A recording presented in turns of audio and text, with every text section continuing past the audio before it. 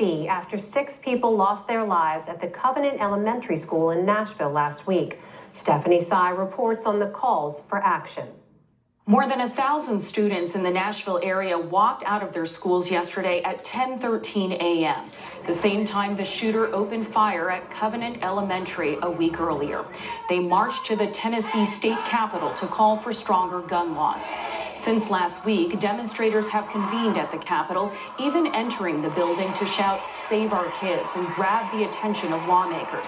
Now, Tennessee House Republicans are moving to expel 3 Democratic lawmakers who joined those protests. Among them, State Representative Gloria Johnson, who represents part of Knox County. Representative Johnson, thank you so much for joining us. The expulsion threats stem from what you and your colleagues did in the House chamber last Thursday. I understand you breached House rules when you took over the podium to lead protest chants. The Republican leader says this amounted to disorderly behavior. What led you to do what you did, and did it cause disorder? Well, since that morning, we had been silenced. We usually have something called welcoming and honoring. They didn't call on us. We wanted to welcome the protesters there. We wanted to honor the issue they were talking about, and we were not given the opportunity. Several times during that day, we had tried to make that, during that morning, we tried to make that effort, and we're shut down. And so we decided that between bills, we were going to walk to the podium and thank the protesters for being there, acknowledge the issue of gun violence and how important it was, and tell them that we were committed to work on issues to solve the problem of gun violence. We were up there for about 20 seconds when the mics got cut. One of my colleagues did have a small megaphone and used that to continue speaking. And then we did chant for a few minutes with the people in the gallery, but that all took place during recess. After 20 seconds, when they cut the mic, they also called a recess. So the time that we were up there, probably about 5 minutes after they cut the mic, it was during a recess. And I understand that one of the chants was "no action, no peace." I also read an interview where you said Republicans have called to support you since that protest. Do you have enough support to survive an expulsion vote? Well, the Republicans that called me were not the elected representatives in that body. Those were the folks in my district and across the state.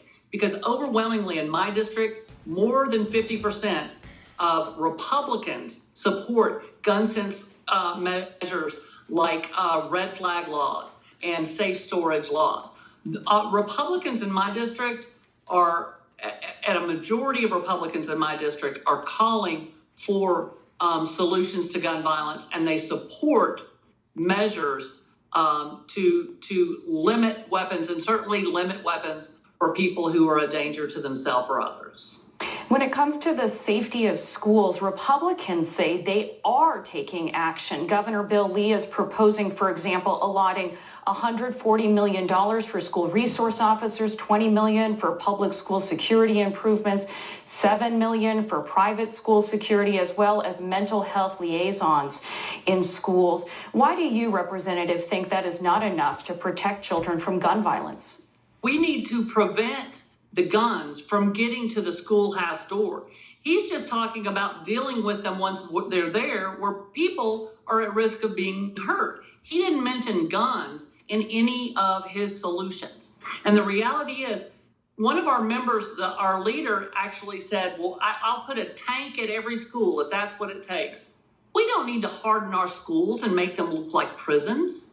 We need to address the issue of the guns that are coming to the schoolhouse door. Let's prevent the guns from ever getting to our schoolhouse door. And the reality is there are common sense things that we can do, and we have the data and research that shows us what works. Red flag laws work. Safe storage laws work. And why aren't we addressing that issue as well as security within schools? Because if we can prevent those guns from ever getting to the schoolhouse door, then we can prevent death and injuries. I know that you are calling for yet another protest on Thursday. That's the day that the body is supposed to vote on this motion to expel. Not only are you facing a pro-gun supermajority in Tennessee, but Smith & Wesson is already building its headquarters in Tennessee. You have a very pro-gun statewide constituency. Are attention-grabbing protests for you the only recourse you think you have as a Democrat in that state right now? Is it just to draw attention to the issue? Well, so because of the problem of redistricting in Tennessee, even though 40 to 45% of Tennesseans are Democrats, we don't have that voice. We only have 25% of the state house. And so the voices of the people are not being lifted up. And yes, we need the people to show up to help us lift up that voice and to let people know that it's not just Democrats that want some gun sense legislation, but it's Republicans and independents as well. We are going to continue to speak up until someone takes action, because thoughts and prayers are clearly not getting it done.